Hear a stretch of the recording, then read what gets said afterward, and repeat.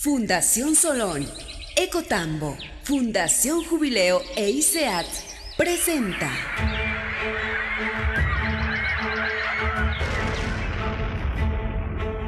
Verdades Ocultas.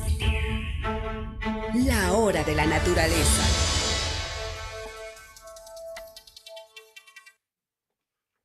Muy buenas tardes, bienvenidos y bienvenidas a la audiencia del programa Verdades Ocultas, la hora de la naturaleza, que cada semana nos reúne los viernes para analizar, debatir y proponer.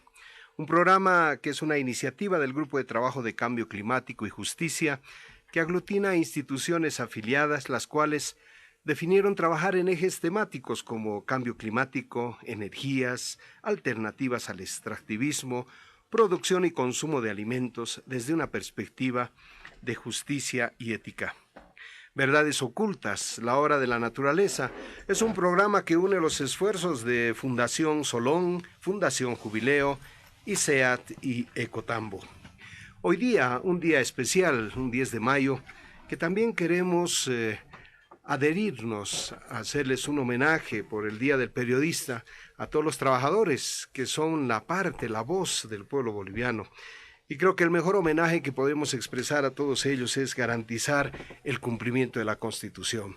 Permítame hacer una lectura del artículo 106 de la Constitución Política del Estado, que en su parágrafo segundo dice que el Estado garantiza a las bolivianas y los bolivianos el derecho a la libertad de expresión, de opinión y de información, a la rectificación y a la réplica, y el derecho a emitir libremente las ideas por cualquier medio de difusión sin censura previa.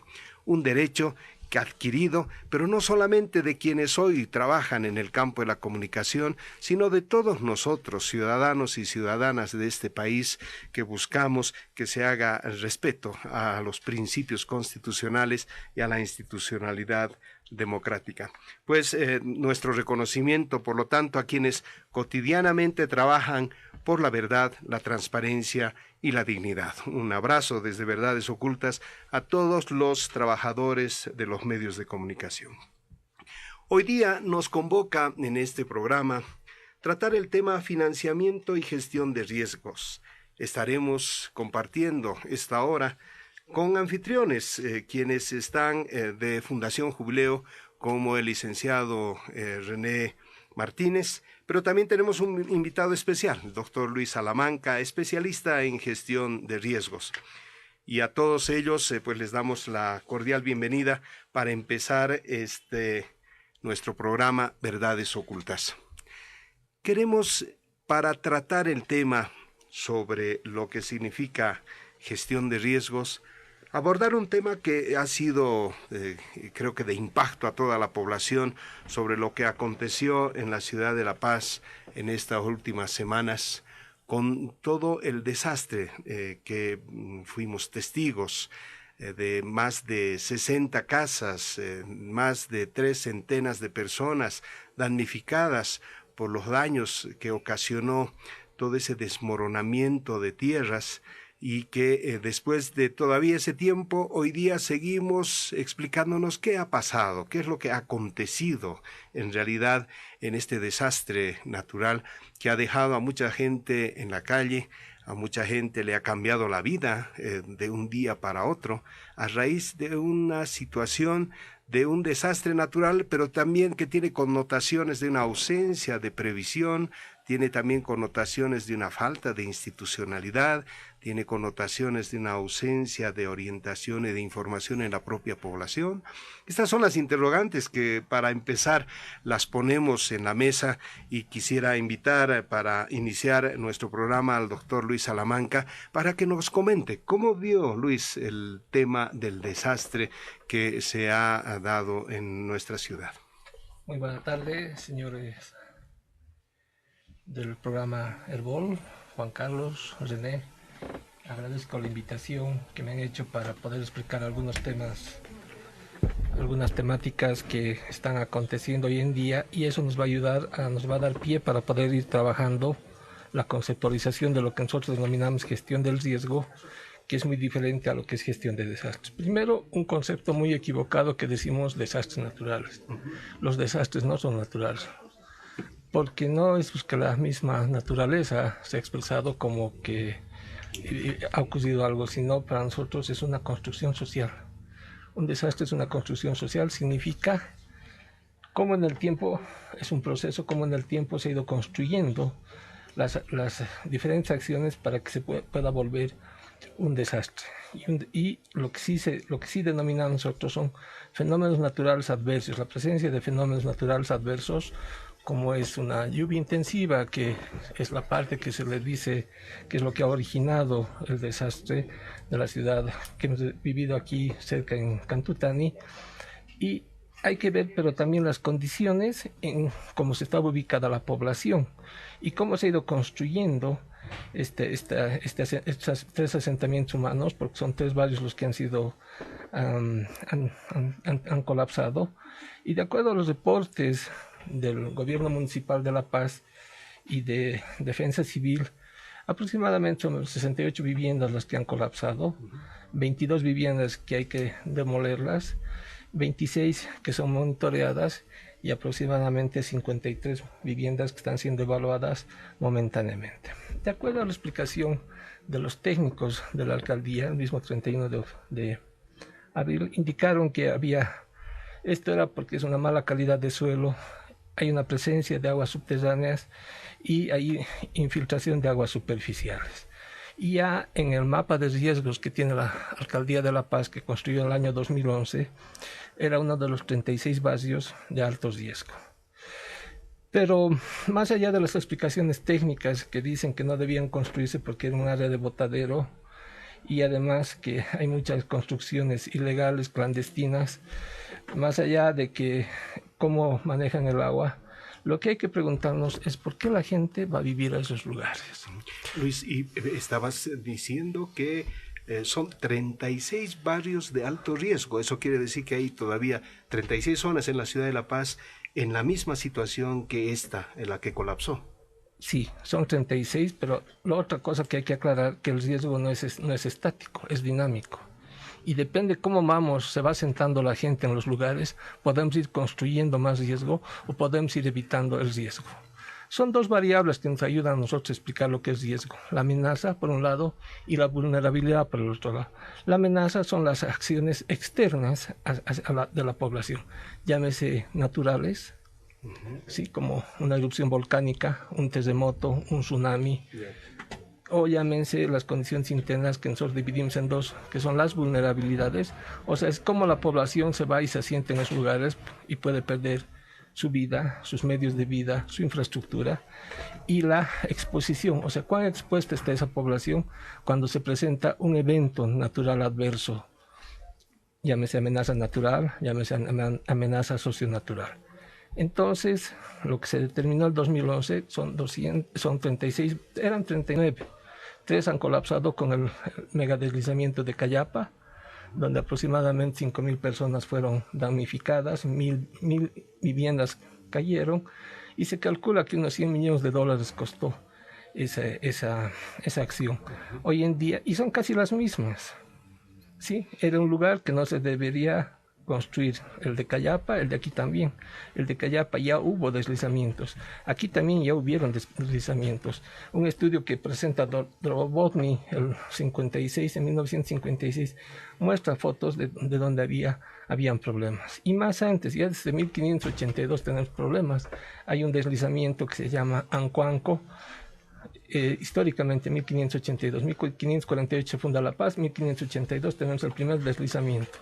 Y es un informe que en 1576, 86, lo hacen 3 personas que específicamente vienen a decir cómo estaba construyéndose la ciudad de La Paz. Y ahí determinan que son 200 originarios que vivían del lugar en Ancoanco y pierden la vida la mayoría. ¿Sí? Ahí en esos tiempos se veían los desastres como unos eventos naturales o como un castigo de Dios.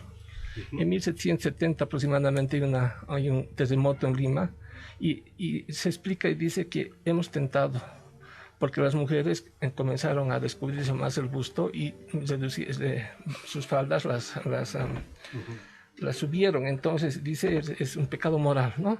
Entonces, son las explicaciones que no sabemos por qué se dan estos problemas, pero la reacción es cómo atendemos, ¿no?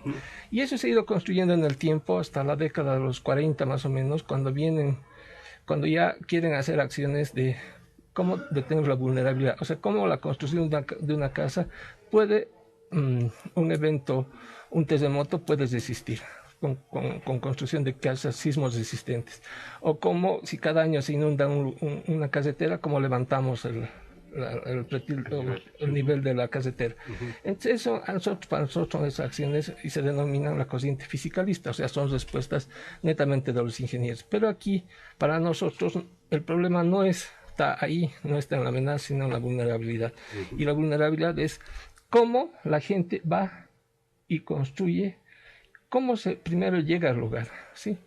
Se dice, de acuerdo a la revisión de los periódicos que he ido haciendo, ya en 1995, Hernán Siles Suazo, 1985, perdón, con el Decreto Supremo 20.922, él indica que ese lugar no debía utilizarse y debía crearse el Parque Nacional, el Gran Jardín de la Revolución Nacional, porque eran tierras malas, ya se conocían que eran tierras malas. Es más, antes, en 1980, la alcaldía expropia esos lugares para crear ahí el botadero municipal, ¿sí? Porque hasta ahí alcanzaba la construcción de la ciudad. En 1985, Hernán Siles Suazo dice que se debe expropiar todo el lugar, pero el año 2000, los informes que van evacuando dicen que hay gente que está yendo a vivir ahí, hay grupos de loteadores, hay una demanda, hay un juicio que las familias Gisbert hacen a la alcaldía porque la alcaldía les debería expropiar, pero nunca les paga el justo precio. Y en esa pelea legal, hay organizaciones de los loteadores que comienzan a expropiarse el lugar y comienzan a vender los lotes, ¿no? Y la gente, por falta de recursos económicos, por desconocimiento del lugar, va construyendo sus casas. Este fenómeno que estamos hablando se reproduce en todos los lugares donde estamos diciendo que son de alta vulnerabilidad. De acuerdo. ¿Sí? Entonces es un problema, ya te digo, es una construcción social. Y no deberíamos ver desde el momento que se ha producido el problema, ¿Cómo respondió el Estado nacional, departamental o municipal? ¿Cómo están los grupos de respuesta? No deberíamos llegar a esas condiciones. Por eso se cambia a partir de los 90, de los 80, las décadas de los 90, se cambia la mirada y ya no solamente debemos trabajar en cómo atender el desastre, eso se llamaba gestión del desastre, sino la gestión del riesgo, que significa que no deberíamos llegar al desastre, sino deberíamos reducir el riesgo de desastres. Y esta reducción del riesgo de desastres, más que todo, debería ir en la parte de planificación. Pero ahora, hay que analizar varios puntos, ¿no? He escuchado, la culpable es la alcaldía, unos dicen.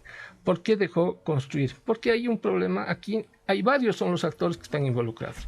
Derechos reales, sí. La directora hace una semana que se ha posicionado y dice: somos 40 personas para atender 1000 casos cada día. 1000 casos de derechos reales. Perdón, Luis. Me parece tan importante este recuento histórico que Luis Salamanca nos da de la ciudad de La Paz, de que hoy por hoy tenemos que pensar en que no solamente son las amenazas naturales, sino la vulnerabilidad, y la vulnerabilidad nos la ha ido exponiendo desde distintos actores, desde la propia institucionalidad del Estado, esta ausencia de previsión que nos lleva finalmente al desastre. Vamos a hacer un pequeño corte para proseguir con este análisis sobre la situación de la ciudad de La Paz y lo que significa el tema del desastre adverso natural que tenemos en esta ciudad. Verdades ocultas. La hora Verdades de la naturaleza. ocultas. La hora de la naturaleza. No solo los niños pueden regalar una linda sonrisa a mamá. Con Odontomundo, regálale la mejor sonrisa. Gran promoción por el mes de la madre. 30, 40 y 50% de descuento en diseño digital de sonrisa, implantes dentales y ortodoncia. Odontomundo, en edificio Torre Multicine, piso 4, teléfono 2-430-430. Y edificio Alameda, primer mezanine, teléfono 2-900-461. Te amo, mamá. ¡Feliz día y felices dulces risas, mamá. Con Odontomundo, tu clínica de confianza. 35 años. Calamarca. Artistas invitados del mundo. Y Yahoo. Lo de Ambrosio. Y el romanticismo de William Luna. Arijaya. Viernes 10 de mayo, 8 de la noche. Teatro al aire libre. Ingreso general, 50 bolivianos. Ingreso para universitarios, 35 bolivianos. Venta de entradas. Ticket Ball. La Jungla El Alto. Mercado Camacho. Discolandia El Prado. Calamarca celebra sus 35 años contigo. En Satélite solo hay un lugar que lo tiene todo. Centro Comercial Gran Plaza. Patio de comidas. Supermercado. Gimnasio. Juegos para grandes, medianos y pequeños. Y nuestro Cine Ball con el estreno de la semana. Tu papá fue una leyenda en este distrito. Si te pareces en algo a tu padre... No me parezco. Yo recuerdo que de niño quería ser un entrenador Pokémon. Me hablan todo el tiempo y lo que oyen es pica, pica. Sí puedes oírlo, ¿verdad? ¡Pica, pica! Sí, pica, pica, pica es adorable. Tú eres adorable. Te dije que no me entienden. ¿Alguien más lo oye? Centro Comercial Gran Plaza. Te espera en la calle Alfredo Sanginés, número 500. Ciudad Satélite El Alto. Verdades ocultas. La hora de la naturaleza.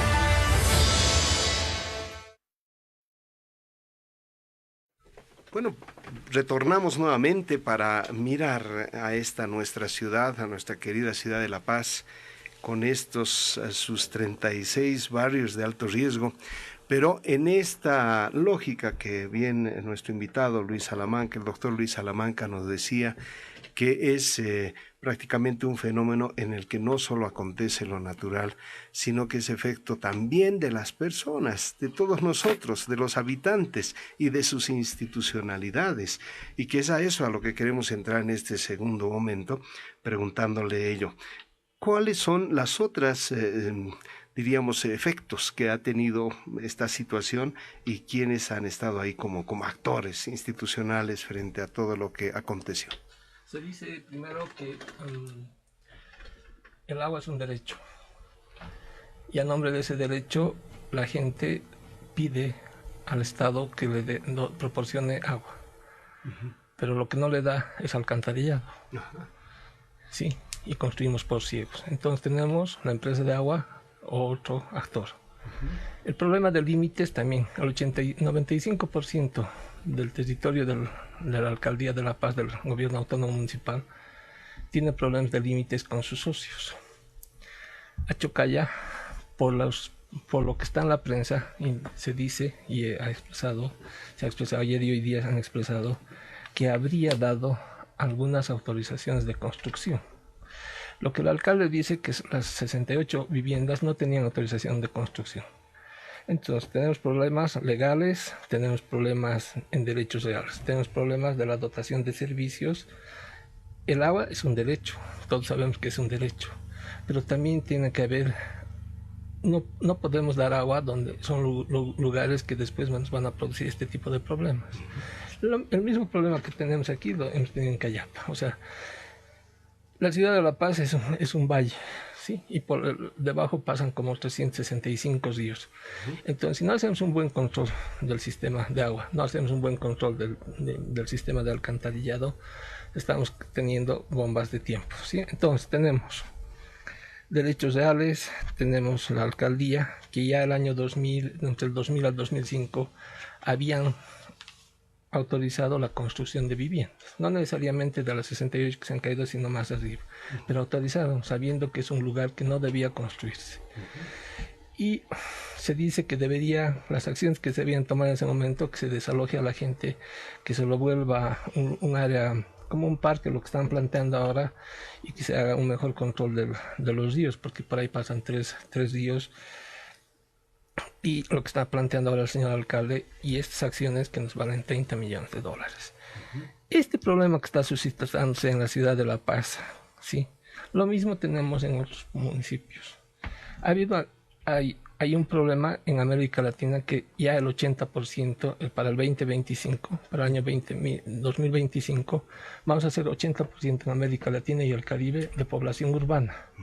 ¿Eso qué significa? Que hay migración interna y hay migración interna, significa de la misma ciudad, o hay un crecimiento de la ciudad, pero también hay migraciones, y esas migraciones no están yendo a ocupar áreas estables, sino áreas ilegales, ya sea por problemas de titulación o ya sean por problemas de que el área no es estable, la tierra no es estable. Entonces, como les digo, es una bomba de tiempo. Pongo otro ejemplo y de ahí ya para hacer esta parte. Ambrosio Villarruel, en Santa Cruz. Es un lugar donde se han asentado 140 familias y es un área de contención por el Piraí. Entonces, 140 familias. Les han puesto escuela y les han puesto puesto de salud. Entonces el mismo Estado está convalidando con sus acciones para que siga ese asentamiento. Y ese asentamiento ese lugar es área de contención para cuando el río Piraí quiera desbordarse, llegue hasta ese lugar. Pero como han bajado, han deforestado y ahí se han asentado. Y cada que el municipio, Santa Cruz, un municipio, no puede hacer nada con esa gente, no la puede mover a la gente. Cada que se ha querido mover, se toman el consejo, toman detenidos a los concejales hasta que les autoricen que deban continuar. O lo que ha ocurrido en Tiquipaya el año pasado, ¿sí? Ha habido un deslizamiento, han habido 6 o 8 muertos, y ahora la negociación que ha habido entre el municipio con los propietarios es que en la parte de arriba tienen 65 metros por donde va a bajar el río, pero el lugar donde estaban las casas han dejado 15, cuando la norma dice que debería ser 25 a cada lado. Desde el eje de vías 25 metros a cada lado. Entonces están solamente dejando 15. Estamos construyendo una garganta que cualquier rato vuelve otra vez a atravesar. Entonces aquí hay un problema de institucionalidad. ¿Sí? Efectivamente. Hay un problema de institucionalidad. Hay un problema, otro lío que tenemos, por ejemplo, en Mayasa. Tenemos normas del municipio, pero ahí entra el INRA y les da a los colonos, a los comunarios, les dice que de ellos es el terreno. Cuando por ley está desde el 56 más o menos, y había una ley de expropiación y que igual es el Parque de la Revolución Nacional. Entonces, INRA, municipios, pelea de municipios, no hay claridad en el manejo de papeles, derechos reales, quien debería cuidar nuestras propiedades, porque es el único que puede decir si somos o no somos dueños de los terrenos, y los mismos técnicos en las instituciones estamos generando todo esto. Ahora, el problema no es que solucione la alcaldía, es un problema de todos los ciudadanos, porque nosotros estamos permitiendo que se den este tipo de acciones. Y después nosotros, lo primero que hacemos, el culpable es el alcalde o el culpable es el presidente. ¿Por qué? Porque puso una avenida. Y cuando hay problemas desde el derecho propietario, desde cómo se ocupa la tierra y qué instancias nosotros, bajo diferentes argumentos, o nos volvemos comunarios o vamos y en derechos reales pedimos, o en la alcaldía de al lado pedimos papeles para que nos puedan se puedan establecer. Entonces, lo que digo es, una ciudad no construyen los planificadores, la construyen los loteadores de cuello blanco y los loteadores. Fíjense, al frente de Cantutani, cómo han querido cambiar hasta el uso de suelo. Todo lo que se llama la curva de Holguín. O vayan al otro lado, a Yojet, y fíjense cómo están terraceando. Lugares que no deberíamos tocarlos, lugares que son frágiles, pero ahí hay el poder económico que mueve. Intereses, institucionalidad, un sinfín de actores entre medio que lo que hacen es después decir que este fue un desastre natural, mientras que la situación tiene que ver inclusive con nuestra poca participación como ciudadanos en lo que es una realidad de desastres que estamos viviendo. Los efectos, el Viceministerio de Defensa Civil informaba hasta el mes de marzo que los fenómenos climáticos como lluvias, granizadas, inundaciones han afectado desde enero hasta ahora 37.846 familias afectadas en todo el país, destruyeron 19.258 hectáreas de cultivos, se derrumbaron 182 viviendas que no están todavía las del desastre de La Paz, 33 personas fallecieron, 26 desaparecidos, resultados de toda esta desinstitucionalización e incoherencia cuando solamente los intereses personales son los que empiezan a primar. René, en cuanto al tema del rol del Estado, ¿cuál es el rol que debería cumplir el Estado desde sus distintos niveles? Te quería preguntar sobre las atribuciones de estos distintos niveles en cuanto al tema de gestión de riesgos, tanto a nivel nacional, departamental o municipal. ¿Cómo están hoy planteados? Bueno, el tema de gestión de riesgos es una competencia que recae sobre los 3 niveles de gobierno, ¿no? Los 3 niveles tienen una competencia de atender la gestión de riesgos y también de asignar los recursos para lo que es la gestión de riesgos, ¿no? El detalle es aquí que, bueno, estamos en un estado con autonomías, lo que implica que cada nivel de gobierno, cada institución decide por el uso de sus recursos, es decir, cada gobierno municipal, cada gobierno departamental prioriza la atención y la asignación de recursos entre los diferentes sectores, ¿no? Entonces ahí no hay una norma que diga un porcentaje o un monto de recursos que deba destinar cada institución a la gestión de riesgos, sino depende de sus decisiones autónomas. Entonces, que son las decisiones de invertir o más en educación, o más en salud, o más en construcción, infraestructura, obras visibles, etcétera, o a temas estructurales como podría ser la inversión en gestión de riesgos, ¿no? Entonces ahí tenemos, se podría decir, una historia independiente en cada municipio. Obviamente deberían atender o asignar mayores recursos los municipios que son y las gobernaciones que son departamentos que son más vulnerables a lo que son los desastres naturales y demás, ¿no?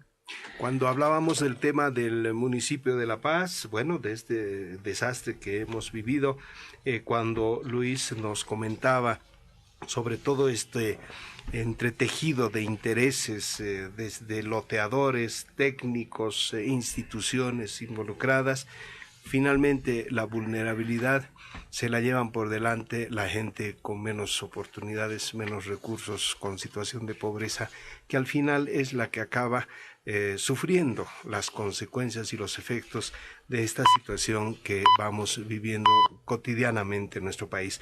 En el próximo espacio vamos a hablar sobre cómo se asignan estos recursos públicos, qué mecanismos o procedimientos son aplicados para que conozcamos todos nosotros, porque estamos viendo que si no hay una participación activa de nosotros en velar la situación, no solamente es responder a las amenazas, sino que nos estamos mostrando en una absoluta vulnerabilidad. Retornamos en un momento. Verdades ocultas. La hora de Verdades la ocultas. La hora de la naturaleza. 35 años a la marca. Artistas invitados del mundo. Y Yahoo, lo de Ambrosio y el romanticismo de William Luna. Arijaya. Viernes 10 de mayo, 8 de la noche. Teatro al aire libre. Ingreso general, 50 bolivianos. Ingreso para universitarios, 35 bolivianos. Venta de entradas, Ticket Ball, La Jungla El Alto, Mercado Camacho, Discolandia El Prado. Calamarca celebra sus 35 años contigo. Todos los niños tenemos derechos. Julián Beguir. ¿Cuántos años tienes? Le he ido a mi abuelita a vender comida. En las noches nosotros traemos de la ceja verdura y cocinamos. En la mañanita bajamos a vender. Llevo platos, les voy a ofrecer. ¿Tú vives solita con tu abuelita? Sí. ¿Y tu mamá? Se ha ido, no se ha dejado. ¿Cómo se llama tu mamá? Jimena Benito. El niño debe ser protegido contra toda forma de abandono, crueldad y explotación. No será objeto de ningún tipo de trata. Los niños miran y miran cómo se escapan sus sueños. Herbol, en cumplimiento a la Ley 548 del Código Niña, Niño y Adolescente. Verdades ocultas. La hora de la naturaleza. Verdades ocultas. La hora de la naturaleza. El Estado boliviano, frente a esta situación, Hemos hablado de sus atribuciones, sus competencias en sus distintos niveles, pero ¿cómo son los mecanismos o los procedimientos que deben ser aplicados cuando se presenta un desastre, una emergencia, Luis? Una pequeña aclaración, perdón, Juan Carlos. La mirada de gestión de riesgos es una mirada más integral. Son 4 procesos que debemos trabajar. Primero, identificar y conocer qué tenemos de problema. Y después hacer la reducción de esos problemas. Si no logramos reducir esos problemas, recién hacemos la atención y ver los mecanismos financieros a través de protección financiera, ¿sí? Hay desde el 2014 una ley, la ley 602, que cambia la conceptualización. Ya no actuamos reactivamente, ya no somos emergencistas, sino deberíamos trabajar todo lo que es el ámbito territorial, en la planificación territorial. Entonces, el gobierno, adicionalmente a la ley 602, ha hecho una ley de planificación, el famoso Plan Territorial de Desarrollo Integral, donde uno de sus ejes transversales es gestión de riesgo, el segundo es cambio climático y el tercero son sistemas de vida. Ahora, por el lado de defensa, ellos tienen que ver la parte del corto plazo, del mediano y largo plazo tiene que ver planificación del desarrollo en un mundo autonómico. O sea, defensa puede dar lineamientos y a través de instructivos normativos puede hacerlo planificación, el ordenamiento territorial y la planificación territorial. En el ámbito de la respuesta, que es el área específica de defensa civil, hay muchos avances, pero hay un problema que se tiene acá. Como no entró como competencia, como una competencia dentro de la ley, dentro de la Constitución Política del Estado, se ha vuelto una competencia residual. Y una competencia residual, el Estado central define qué se va a hacer. En ese sentido, a través de la Ley Marco de Autonomías, la Ley 031, establece que el Estado, le ha dicho, cada ámbito tiene que definir y es una competencia exclusiva. ¿Qué significa eso? Que tiene que ser su ley, su reglamento y ejecutarla. Cada municipio debería tener su ley, su reglamento y ejecutar. Entonces ahí se está teniendo el problema porque los municipios siguen con la lógica de que destinan muy pocos recursos para la atención, en este caso de desastres, y esperan y se declaran. A ver, emergencia es cuando puede seguir atendiendo el lugar donde ha habido problemas, y desastre es cuando ya no puede atender y el ámbito inmediatamente superior tiene que atender. Entonces, si un municipio colapsa, el que inmediatamente debería entrar es la gobernación. Si la gobernación no puede, es el Estado central. Si no puede el Estado central, vienen los boinas azules para atendernos, para ayudarnos, ¿sí? Porque hay que ordenar en el caos que se produce cuando hay, y eso ha ocurrido en Haití, ¿no? O sea, el 67 por 260,000 muertos, 67% de la administración pública murió en el terremoto de Haití. Entonces, alguien tenía que poner orden, porque no comienza el saqueo, el vandalismo y violencia sexual y todo. Entonces, lo que aquí, por eso hay una diferencia. Emergencia es que el municipio puede responder, desastre es que ya no puede responder y el ámbito inmediatamente superior tiene que responder. ¿Cuál es el mecanismo? El mecanismo igual. Como es un ámbito autonómico, cada municipio define si es el ejecutivo o es el legislativo el que determina la emergencia y el desastre. Hay muchos municipios, porque es una compulsa política entre el Consejo y el Ejecutivo. Entonces, hay en algunos municipios que el Ejecutivo es el que decreta emergencia o desastre. Hay en otros municipios que es el Consejo el que determina emergencia o desastre. Y hay otros municipios que la emergencia determina el Ejecutivo y el Legislativo determina el desastre, porque es el ámbito mayor, ¿sí? Cuando se declara desastre, inmediatamente el ámbito inmediatamente superior o el Estado central tiene que intervenir. Y eso es lo que ha ocurrido. O sea, inmediatamente salen los equipos de primera respuesta. La alcaldía tiene que, la alcaldía donde ha sufrido, se ha declarado un desastre, tiene que presentar nada más que una carta al Viceministerio de Defensa Civil, indicando que se ha declarado un desastre, una emergencia, y tiene que generar el instrumento legal que determina esa situación. Debe hacer una certificación presupuestaria, que significa que los recursos que tiene asignados ya no les alcanza. Tiene que hacer una ficha que nosotros llamamos de DAN, evaluación de daños y atención de necesidades, y el ámbito inmediatamente superior tiene que atender. Sí, eso nada más son 4 documentos que se les pide a los municipios para que el Estado central les ayude. Ahora, la misma normativa permite también que inmediatamente también pueda entrar Defensa Civil. Y pongo un ejemplo, en el Piraí están los lavadores de arena. Viene un turbión fuerte y se quedan al centro, o sea, de un lugar de tierra, se quedan ahí en el centro y necesitan helicópteros, porque quien tiene helicópteros es el Estado central. Entonces inmediatamente piden y se les envía los helicópteros, el municipio paga la gasolina, pero no necesariamente necesita declararse en desastre o en emergencia para atender esa situación.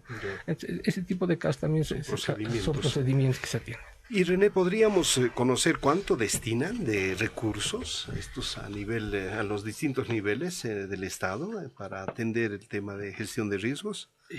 Claro que sí, tenemos algunos datos sobre el presupuesto aprobado que se ha asignado a los programas de gestión de riesgos, ¿no? En el caso de los gobiernos departamentales que tienen el programa 96, que es el programa destinado a la gestión de riesgos, ellos en porcentaje de su presupuesto han estado destinando aproximadamente el 2%, ¿no? Para el presupuesto 2019, por ejemplo, se tiene el 2.1% del presupuesto a las gobernaciones destinado a lo que es gestión de riesgos. Una aclaración ahí. De cada 100 bolivianos que tiene la gobernación, 2 bolivianos... Ese es el ejemplo, exactamente, ¿no? Sí. Esa es la relación. Realmente claro. Es una parte mínima del presupuesto, ¿no? Y en realidad esto ha ido subiendo porque... por ejemplo, el año 2012 era el 0.3%, ¿no? del presupuesto, o sea, ni siquiera el 1%. Ha ido subiendo. Todas las gobernaciones y municipios han tenido más recursos durante el periodo de bonanza, donde han podido atender tal vez de mejor manera a diferentes sectores. Luego ha venido la caída de ingresos y en algunos casos están recuperando, si se quiere, esta asignación presupuestaria en este último año, especialmente 2019, ¿no? En el caso de los gobiernos municipales... Hay un poquito, René. Evidentemente hay un incremento, ¿no? Del 0.3 al 2.1. Pero eso es en promedio, porque si nosotros vemos la relación del estudio que ha realizado René, tenemos que Chuquisaca ha subido, La Paz ha subido, Cochabamba ha bajado sus recursos asignados, Oruro ha subido, Potosí ha bajado, Tarija ha subido, Santa Cruz ha subido, Beni y Pando han disminuido. Entonces no hay una, o sea, si bien en la sumatoria de todos han subido, pero hay gobernaciones que han bajado. Exactamente, ¿no? Respecto al total de su presupuesto. De su presupuesto.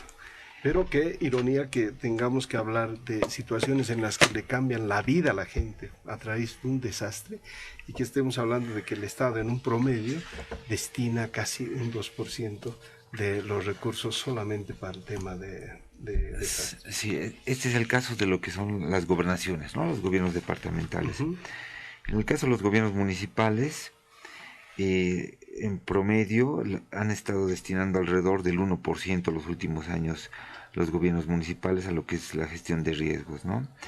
Este presupuesto en realidad estaba disminuyendo con la caída de los ingresos por hidrocarburos que se dio desde el año 2015, 2016, pero nuevamente ahora está retomándose el ritmo de la asignación creciente de recursos para gestión de riesgos, y en el año 2019 para esta gestión se tiene presupuestado el 1.4% del presupuesto municipal a lo que es este programa de gestión de riesgos, ¿no? De igual manera es un presupuesto mínimo, si se quiere, en comparación con todo lo que los demás sectores y el presupuesto total que tienen los gobiernos municipales. Volvemos otra vez al tema de la vulnerabilidad, ¿verdad? Porque creo que eso es lo que nos lleva a la situación en la que estamos viviendo. No en esta ciudad solamente, el país en su conjunto. Estamos viendo que la conducta del Estado a través de sus distintas instancias pues no le da la importancia a estos procesos que nos planteó Luis sobre la planificación territorial, y pues estamos yendo directamente a buscar cómo respondemos al efecto o al desastre. ¿Qué alternativas, Luis, podríamos plantear o sugerencias para prevenir este tipo de situaciones? ¿Qué recomendaciones a partir de tu propia experiencia podríamos brindarle? No solo al actor del Estado, sino al poblador, al ciudadano de a pie.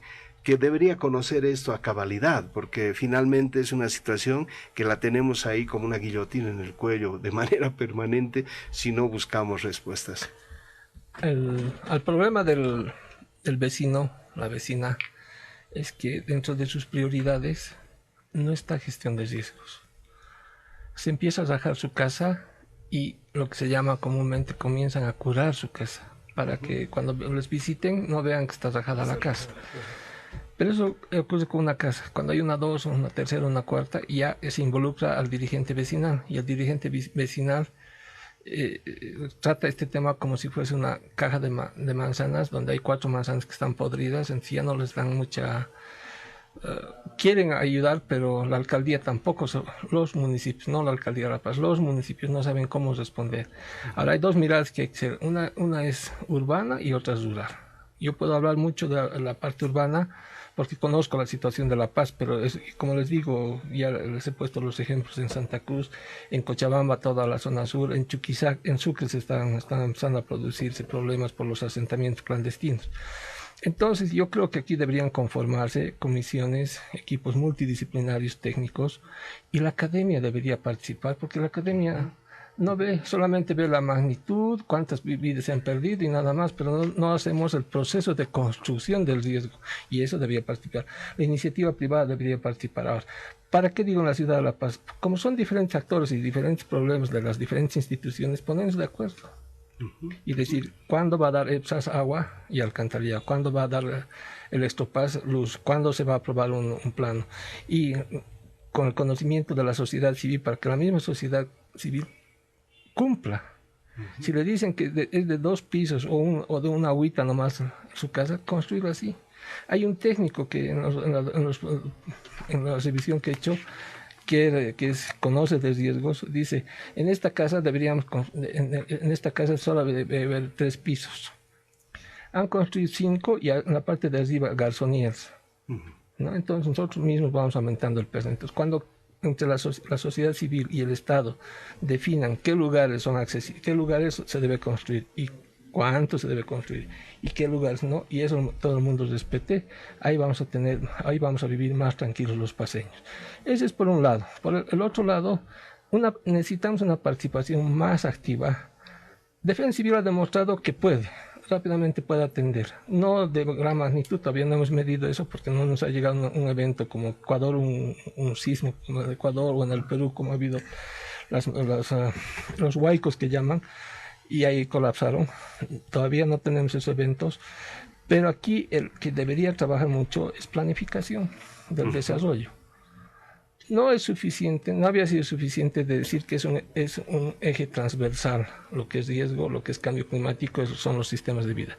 Sino aquí el problema es cómo operativizo y cómo eso demuestro. Hay muchos municipios que sus planes de desarrollo municipal le han dado la vuelta a la carátula y lo han vuelto a presentar como si fuesen PTDI. Porque han unido lo que es planificación del desarrollo con ordenamiento territorial. Y no estamos haciendo el trabajo del ordenamiento territorial. O sea, dónde y qué cosas debemos hacer en cada parte. Qué lugares de asentamientos, de viviendas, qué lugares es parque industrial, qué lugares son de áreas de equipamiento. No tenemos definido. Entonces las ciudades están construyéndose caóticamente. El municipio algo quiere poner algún remedio, y puede caer el alcalde, pero los vecinos no van a salir de sus casas. Entonces tienen que ser procedimientos consensuados.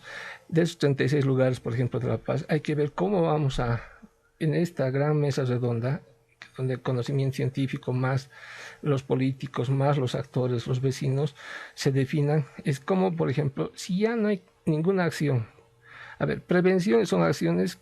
¿Cómo voy a construir para adelante? Mitigación son acciones sobre lo construido. ¿Qué remedios voy a aplicar? Estamos hablando de reducción del riesgo. Si no hay remedio, tengo que mover a esa gente. Pero tengo que crear las condiciones para mover a la gente.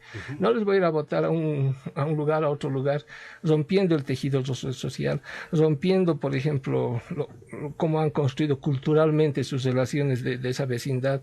Hay que crearles condiciones económicas, condiciones sociales y condiciones políticas para que la gente se mueva. En Bolivia no hay experiencia más que hay una sola, que fue el barrio Cervecería, que antes de que haya el deslizamiento de Cayapa, el gobierno municipal negoció con ellos para moverlos. No querían moverse, por ningún motivo. Vino el colapso, el deslizamiento de Cayapa, 1 metro, 2 metros bajó el terreno y ahí recién los vecinos dijeron, negociamos y nos vamos a otro lado, ¿sí? Pero es que estos deben ser procedimientos. Tenemos una agencia estatal de vivienda. Esos planes subsidiados de vivienda debía ser para esta gente, pero hay que buscar lugares. Claro. Entonces, la planificación, el diálogo, el encuentro entre el Estado y la sociedad, y no solamente es un tema de derechos, también es un tema de obligaciones que debemos tener cada uno de nosotros para buscar una mejor condición de habitabilidad. Volvemos en un instante. Verdades ocultas. La hora. Verdades ocultas. La hora de la naturaleza.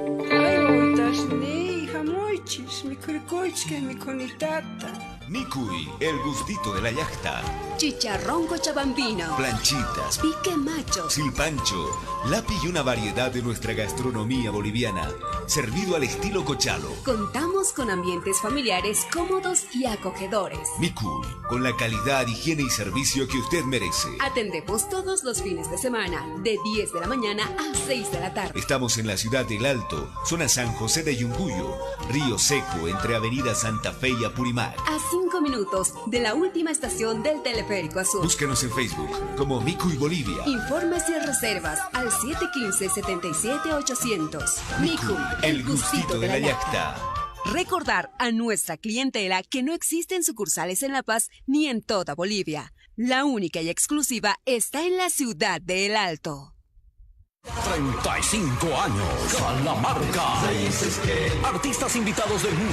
Y Lo de Ambrosio y el romanticismo de William Luna. Arijaya. Viernes 10 de mayo, 8 de la noche. Teatro al aire libre. Ingreso general, 50 bolivianos. Ingreso para universitarios, 35 bolivianos. Venta de entradas, Ticket Ball, La Jungla El Alto, Mercado Camacho, Discolandia El Prado. Calamarca celebra sus 35 años contigo.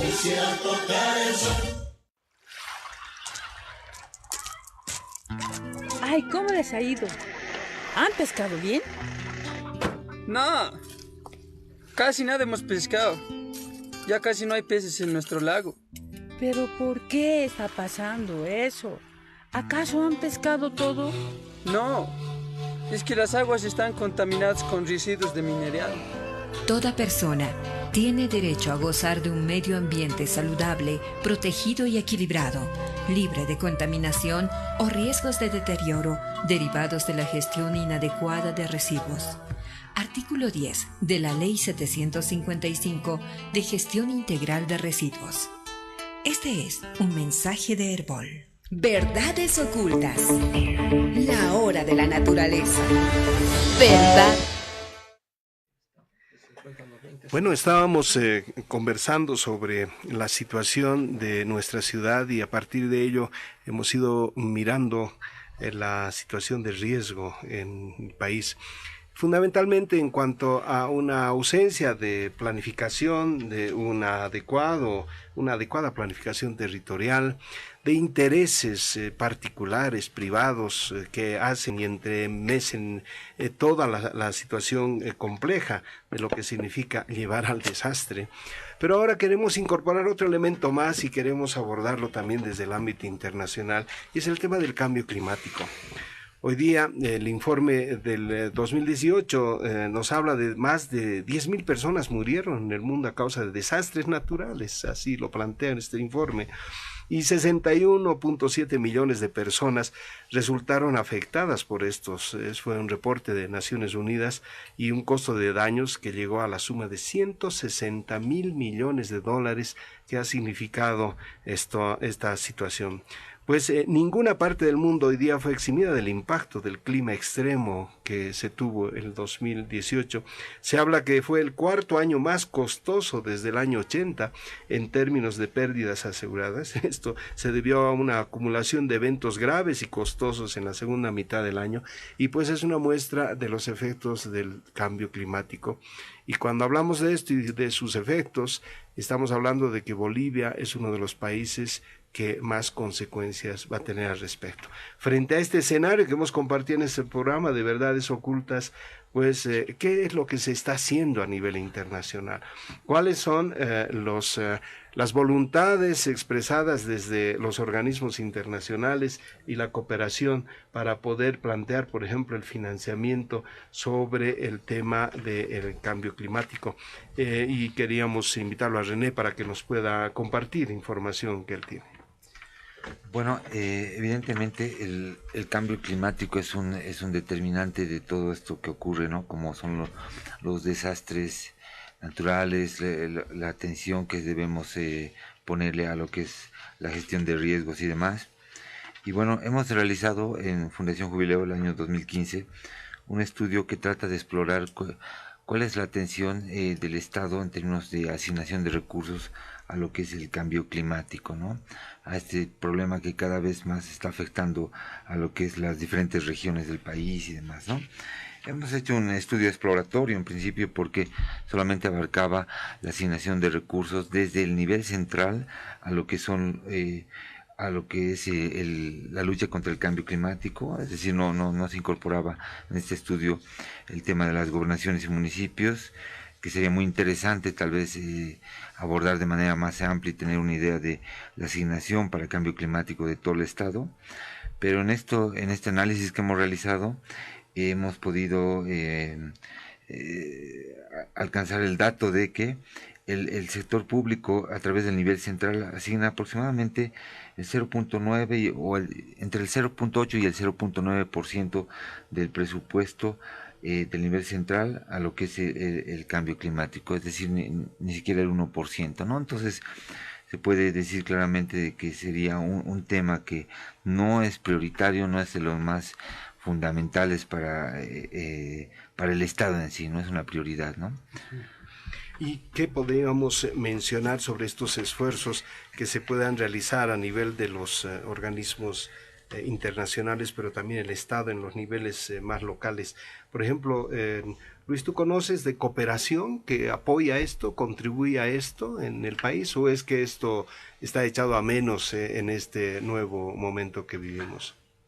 Hay programas como Euroclima, que está financiando la Unión Europea, proyectos específicos para trabajar, por ejemplo, el sistema de alerta temprana, es el último que tenemos, donde está el CENAMI, el Ministerio de Defensa Civil y otras instituciones como el BETAS para trabajar esta temática, ¿no? Porque hay que alertar a la gente cuando algo va a ocurrir, especialmente por el clima, por eso están entrando a lo que es el sistema de alerta temprana. Después hay financiamientos específicos, pero de programas y proyectos. El problema acá no radica en eso, sino en gestión de riesgos sabemos qué tenemos que hacer, otra cosa es que lo logremos hacer.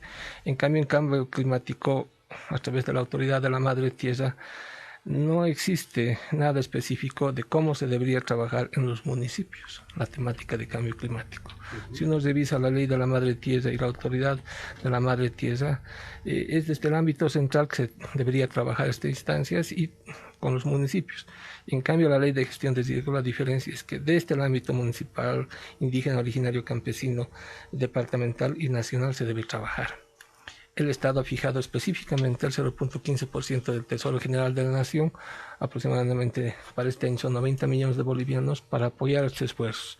Y los municipios, las gobernaciones están poniendo entre 1, en un caso los municipios, y 2% las gobernaciones para hacer la contraparte.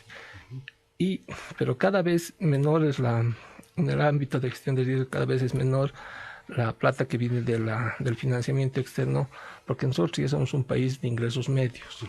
Por lo tanto, o viene a través de crédito, que viene el Banco Mundial, viene el BID o viene la CAF, ¿no? Para gestión de riesgo. Y ya te digo, esfuerzos que está haciendo la Unión Europea, que también financia proyectos de IPECO y ECO para gestión de riesgo, también está financiando a través de Euroclima para la parte de cambio climático.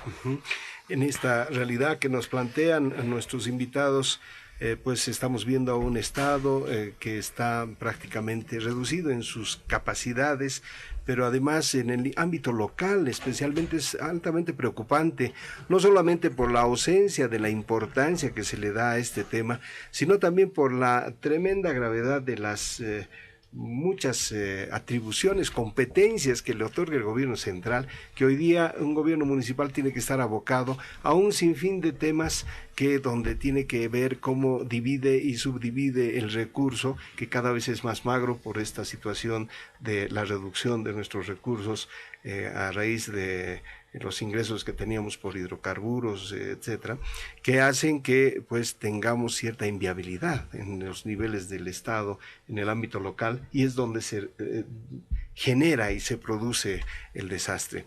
Entonces, creo que es momento en que podamos tomar conciencia sobre la importancia de este tema, porque un desastre nos puede cambiar la vida en absoluto. A la gente puede irrumpir el futuro que tengamos hacia adelante.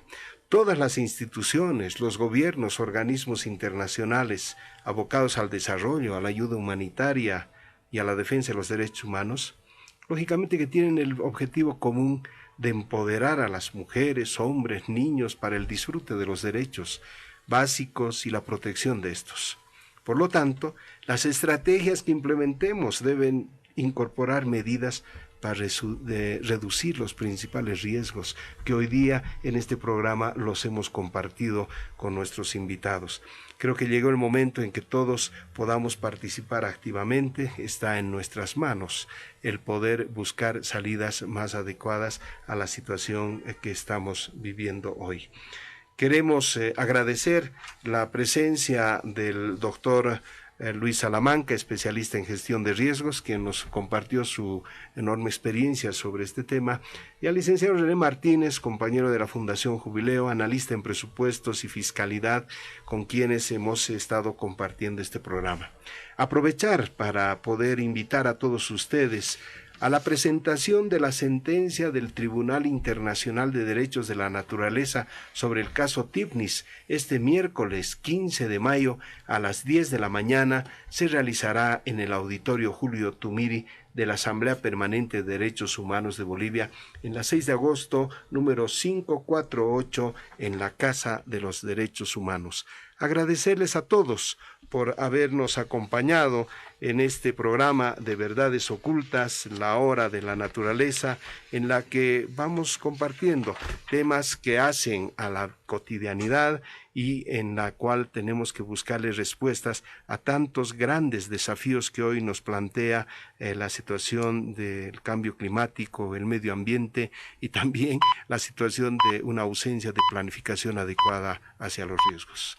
Muy buenas tardes. Verdades ocultas.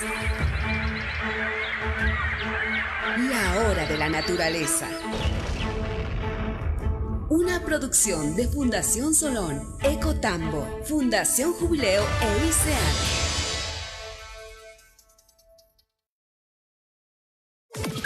En 15 segundos, Herbol Noticias de la hora.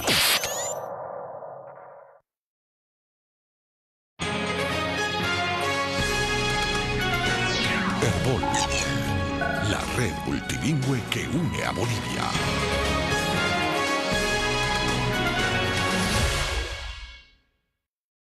Las 2 en punto.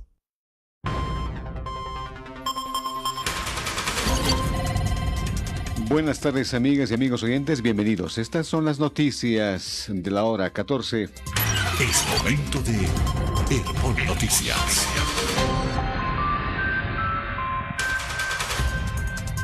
En el Beni, recién nacido sufre desnutrición moderada severa en el municipio de Yucumo. Padres piden ayuda. Fernando Cuajera tiene este informe desde el Beni. Fernando, muy buenas tardes, adelante. Gracias. Buenas tardes, Bolivia. Bebé nace en estado de desnutrición en la localidad de Yucumo. Actualmente un paciente de 23 días de vida. Este bebecito ha nacido en Beni, en Yucumo. Hace 3 días atrás viene la madre a nuestro municipio, ¿no? En busca de ayuda, ya que en el municipio de Beni, en el Centro de Salud Yucumo, no ha recibido la atención adecuada. Este bebecito está como vamos a ver más adelante. El bebé está con un diagnóstico de una desnutrición moderada severa. Como bien saben ustedes, estos casos son tristes, lamentables, ya que no puede ser que hoy por hoy estén muriendo nuestros niños, nuestra gente con desnutrición. Puede ser un mal manejo, tal vez el tema clínico, puede ser un problema de la madre, por el tema tal vez de la pobreza. Hace 3 días esta familia ha migrado acá a nuestra localidad de Palos Blancos. Nosotros no podemos quedarnos tampoco con las manos cruzadas. Esta familia ha sido alojada por un personal de salud acá en nuestro municipio, que el día de ayer en horas de la tarde nos comunica que hay un bebé en estas situaciones. Se lo ha visto al bebé, ha sido valorado por la doctora de turno en horas de la noche, donde se ha podido evidenciar esta. Se ha intentado comunicar con el Hospital del Niño, donde nos indican que prácticamente esto correspondería a nuestro segundo nivel, que sería Carnavi, ¿no? Desde la provincia Caranavi, en el informe, Armando Cuajera, Radio Unión Alto Beni. Muchísimas gracias, Fernando, desde Radio Unión. Vamos a otra información. Diputada de oposición denuncia que el Tribunal Supremo Electoral aún no trata en sesión la renuncia del magistrado Orlando Ceballos, acusado por violencia a su pareja. Iván Ramos, desde Sucre. A 8 días de la renuncia, el tribunal no trata la renuncia del ex magistrado Orlando Ceballos. El Tribunal Constitucional Plurinacional aún no ha procedido a tratar la renuncia de Orlando Ceballos. Y de manera paralela nos hemos enterado que la razón por la que el Tribunal Constitucional Plurinacional no ha tratado la renuncia de Orlando Ceballos o no ha conocido la renuncia es porque el Tribunal Supremo Electoral tampoco la ha conocido en su sala plena. Ya ha pasado más de una semana, 8 días, de la renuncia irrevocable al cargo del magistrado Orlando Ceballos. Hasta ahora, el Tribunal Supremo Electoral no ha tratado ni analizado dicha renuncia. La extrañeza es de la diputada Lourdes Millares. A raíz de ello, nosotros hemos remitido esta carta dirigida a la presidenta del Tribunal Supremo Electoral, en la que le estamos diciendo solicita tratamiento en el Pleno y que habiendo tomado conocimiento de que el Tribunal Constitucional no ha tratado aún el tema de la renuncia del ex magistrado Orlando Ceballos, le permitimos solicitar a su autoridad, conforme a procedimiento, se agende el tratamiento de la renuncia de Orlando Ceballos. Orlando Ceballos ha renunciado al Tribunal Constitucional el 2 de mayo a las 3:45. Hoy día es 10 de mayo. Iván Ramos, periodismo que cuenta. Herbol Noticias. Más información en herbol.com.bo.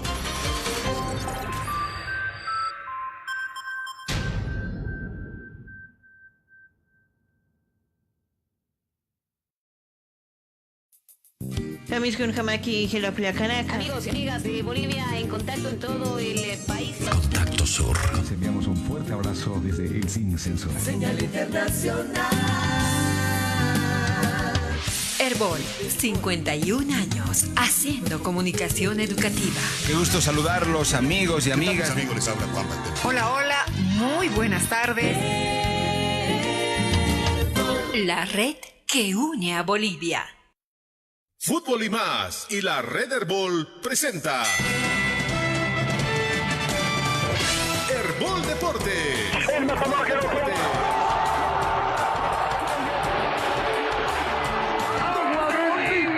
¡Gol de Bolivia! ¿Qué tal, mis amigos? Les habla Juan Manuel. Herbol Deporte, la sintonía goleadora.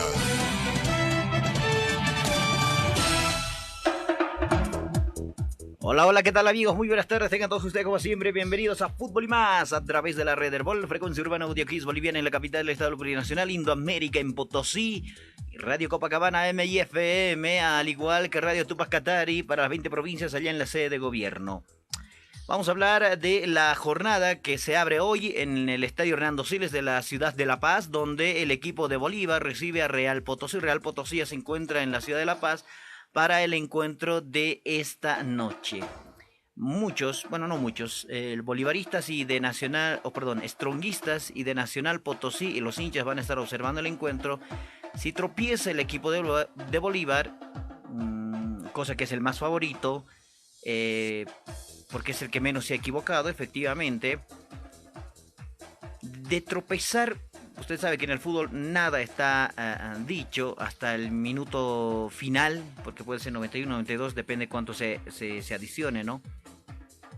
De tropezar Bolívar, estoy dando simplemente una hipótesis, de tropezar Bolívar es la mecha que va a encender el partido más explosivo el domingo entre Nacional y The Strongest. Pero de ganar, obviamente, el que gane el partido del domingo no va a tener que perder y sobre todo esperar a que Bolívar tropiece por lo menos en 2 ocasiones, porque hay 4 puntos de diferencia del primero, del segundo, y 5 puntos del tercero, que es The Strongest. Las cosas son de esa manera, se juega con números de ahora en adelante. No para Bolívar. Bolívar, si hace bien sus cosas, va a salir campeón sin depender absolutamente de nadie. Pero los otros que juegan con los números es, por ejemplo, Nacional y The Strongest. Veremos qué es lo que sucede en estas últimas jornadas. Esto es hasta el 22 de junio, hasta el 22 de mayo. Estoy emocionado por la Copa América, que empezamos el 14 a las 8:30 de la noche. Con Brasil jugamos. Vamos a ver cómo nos va, ¿no? Pero volviendo al tema principal, es de que el equipo de The Strongest y también de Nacional Potosí, ambos se enfrentan entre sí el domingo, viendo obviamente qué es lo que sucede hoy por la noche. De ganar Bolívar, los otros presionados, cuidado que me corrija alguien, ¿no? Porque todos los equipos salen a ganar y todos salen a ganar, pero salir a ganar obviamente ¿cómo? Haciendo bien las cosas. El que se equivoca sale a perder, ¿no? Y de entradita, obviamente, los técnicos ven cómo están sus equipos para cometer menos errores. Si el técnico se equivoca en colocar a alguien que no debería estar en el onceno titular, ya perdió el partido. Desde el primer error ahí se tiene, ¿no? Pero bueno, vamos a ver cómo va esta situación. Enseguida tenemos con Pochín Cabral desde Montero también qué pasa con Guavirá. También con nuestro compañero de trabajo Rodrigo Gutiérrez en la ciudad de Potosí, para ver cómo espera el equipo de Nacional Potosí, cómo están